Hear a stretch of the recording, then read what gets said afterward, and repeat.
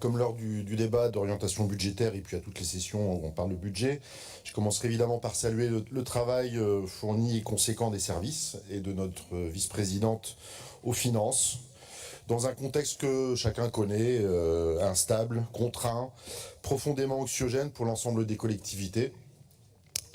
Oui, le contexte est extrêmement défavorable. Oui, l'État fait peser sur les régions une charge financière inédite, par des décisions incohérentes, souvent brutales, toujours descendantes. Et oui, la Nouvelle-Aquitaine, comme les autres régions, subit de plein fouet une politique nationale qui affaiblit les capacités d'action locale. Mais reconnaître cela ne peut pas nous exonérer d'un débat politique de fond, car un budget n'est jamais neutre. Il traduit des priorités, il révèle des choix et parfois aussi des renoncements. Un budget construit sous contrainte, mais qui fait des choix aussi discutables. Et les chiffres parlent d'eux-mêmes. Le budget 2026 est plombé, et ça a été dit par Sandrine, le doublement du dispositif d'Illico à 46 millions, 3,8 millions en impact. L'augmentation du taux de CNRACL pour 6,4 millions. Et surtout des recettes qui seront pas au rendez-vous entre la TVA écrétée, la fin de la dynamique de la TVA, la disparition de dotations, etc.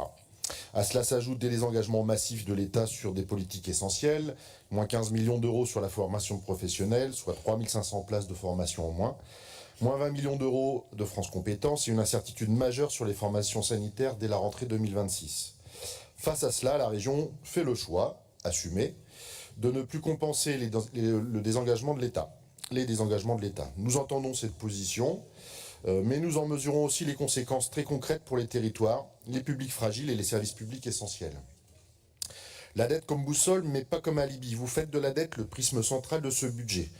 Nous partageons, et je l'avais déjà dit au moment du débat d'orientation budgétaire notamment, la volonté de restaurer l'épargne et maintenir une capacité de désendettement soutenable.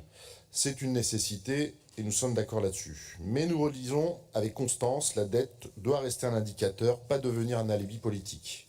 Car tout dépend de ce qui, et là je vais être en contradiction avec beaucoup de choses qu'on peut être dites à droite, tout dépend de ce pourquoi on emprunte. Je l'avais aussi dit au moment du DOB. Investir dans un lycée, dans la rénovation énergétique, dans le ferroviaire du quotidien ou dans l'agriculture de demain, ce n'est pas faire porter un fardeau aux générations futures. C'est leur transmettre des outils, des services, un cadre de vie viable. En revanche, ce qui nous alerte fortement, c'est le fait que dans cette crise, certains continuent à gagner beaucoup pendant que les collectivités se serrent la ceinture. Des arbitrages qui manquent de cohérence sociale et écologique. C'est là que nos divergences avec vous, Président, la majorité, apparaissent.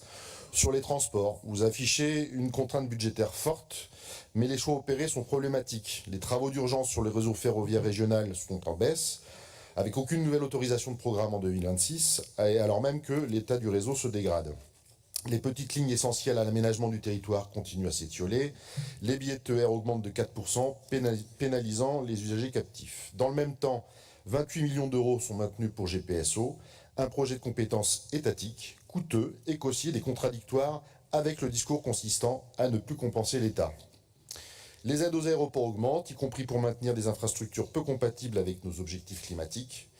Et surtout, l'ouverture à la concurrence du ferroviaire apparaît comme un véritable gouffre financier, centre de maintenance, billettique, structure intermédiaire, près de 400 millions d'euros sur 6 ans pour un service dont rien ne prouve qu'il sera meilleur. Pendant ce temps, le fret ferroviaire reste le parent pauvre, sans changement d'échelle. Sur l'agriculture, vous affichez une hausse globale du budget agricole, c'était aussi dit, de 10%. Mais quand on regarde dans le détail, l'agriculture biologique ne représente que 0,14% des investissements et une part marginale de fonctionnement largement dépendante de fonds européens. C'est incompréhensible puisque le bio est une politique 100% gagnante pour la santé, la biodiversité, l'eau, les sols, la résilience climatique. Si nous voulons réellement transformer notre modèle agricole, elle doit être au cœur de la stratégie régionale, pas à la marge. Sur la formation, la culture, le tissu associatif, la perte de 3500 places de formation dans un contexte de remontée du chômage est un signal extrêmement inquiétant. Les choix opérés fragilisent aussi le secteur culturel et associatif, pourtant pilier du lien social et de la vitalité des territoires. Quant aux agents régionaux, le gel des 50 postes en 2026, après plusieurs années de tension, pose une question simple.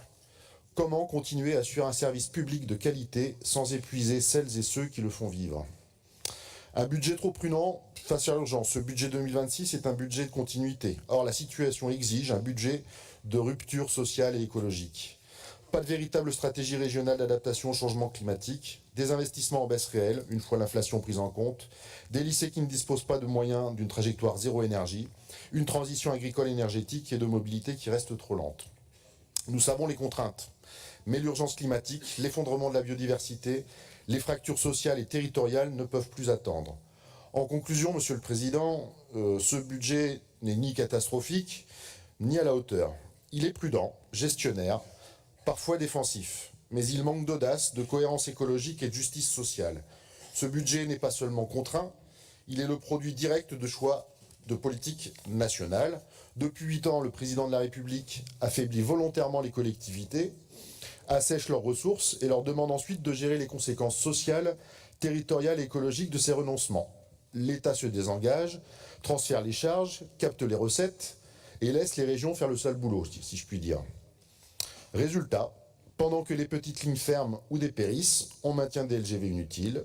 Pendant que les agriculteurs s'épuisent et que l'eau manque, l'agriculture biologique reste marginale. Pendant que les jeunes cherchent une formation, on supprime des places. Pendant que les agents régionaux tiennent à bout de bras le service public, on gèle les recrutements. Oui, l'État se désengage, mais notre responsabilité collective, ici, n'est pas seulement de gérer la pénurie, elle est de choisir qui l'on protège et ce que l'on transforme. Je vous remercie.